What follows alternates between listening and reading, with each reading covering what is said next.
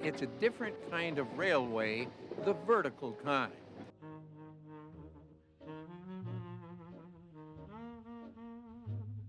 And it's known as Mount Lowe to this day. Standing on the right-of-way where the Mount Lowe Railway went up into the mountains. Behind me is Echo Mountain and the area where the Rubio Pavilion was and the Great Cable Incline. The Mount Lowe Railway came about as a result of my great-great-grandfather, Professor Lowe, actually moving out here from Pennsylvania to Southern California for retirement purposes. The man in the picture is David McPherson. He was the engineer that designed the whole route. McPherson just had this vision of having a railway up to the top of Mount Wilson. But him and Lowe getting together is what started the railway, yeah. There was a lot of engineering that had to occur. They had to find a logical route up, and the initial was just into Rubio Canyon and doing a huge incline, almost like a 45-degree angle straight up to the top of Echo Mountain. It was almost all manpower. They dynamited the mountainside when they had to. I know they did a lot of dynamite work in here, and even stories where they couldn't get the mules to climb up where the incline is, so men had to carry things up the slope during construction. Described as a Disneyland of its day. When you came to Southern California, you came to Mount Lowe.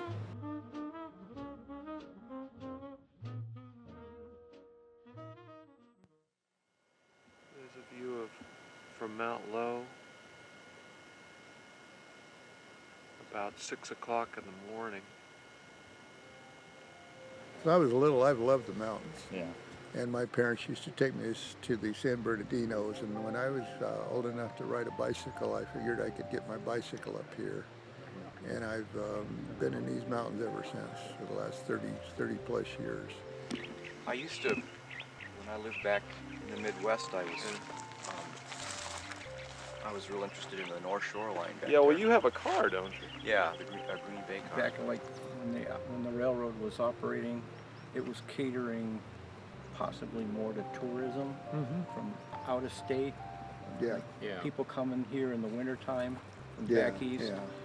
Originally, it was very expensive, and it was mostly well-to-do people that could afford to ride up here. Altadena is where you change from a steam train onto a small trolley to come up here. The major incline was graded and completed, and that all began in like 1892 with the grand opening occurring on July 4th, 1893. So within just 1 year, they were able to do a ton of work and accomplish a whole bunch. But after you went up the incline, there were originally, they opened a small hotel called it was originally called the Echo Mountain House, but it became the Chalet when they built the larger Echo Mountain House a year later.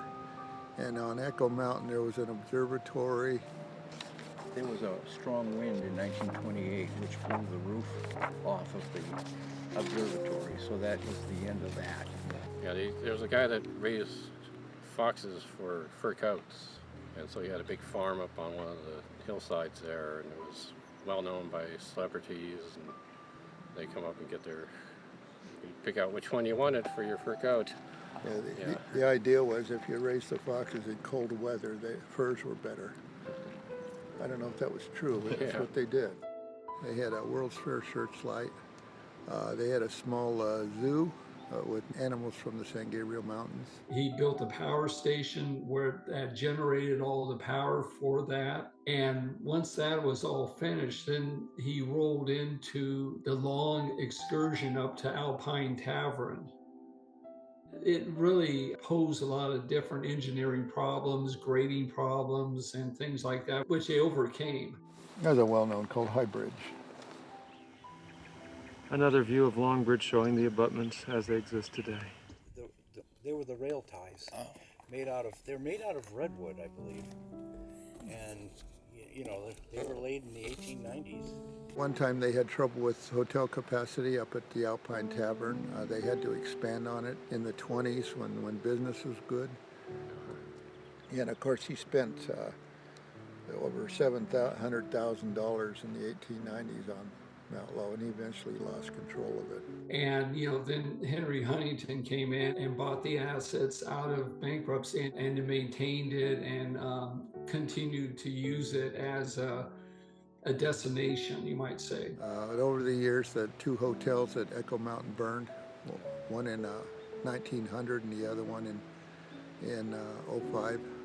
The Alpine Tavern was the very end of the railroad line. And from there, then there's a little horse-drawn mule rail line that would take you to Inspiration Point. At Inspiration Point, a man, because of his health, needed to live up at the higher altitudes, so he could afford that.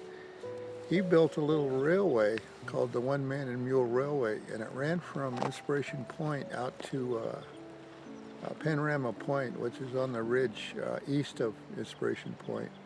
And he offered rides on it, and he had this little cart with seats on it, and it was built on two minecart wheels. He put the minecart wheels on it. Yeah, over the years we found the wheels, and we actually replicated it. I do some welding in that, so we had benches at Inspiration Point, so we removed a bench and we made this double bench that looked like the car. I had restored there was an old metal flag they had that was painted like the American flag. It was on a flagpole out there. 48 stars. Yeah, and we found it, and we straightened it out, and I put all this work into repainting it. It looked like American flag, and it got burned after about 2-3 months. And in 1996, there was a group of us that came up here. So we spent about 13 Saturdays coming up here, and we rebuilt it in 1996. I met Scott our first official work day up here in 91, I think, or 92. I think it was 91. Yeah, and Scott's hung around ever since. I mean, that's okay if the helicopter comes in. She just said, you want to volunteer with us? I go like, yeah, sure. I thought it was a fun thing to do, and ever since then, I've never left. He couldn't get rid of me. The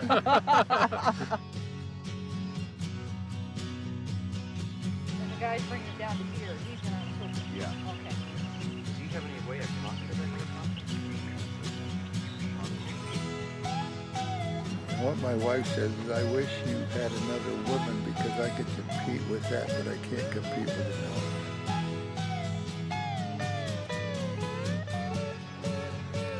Yeah, Mount Lowe is not a simple story.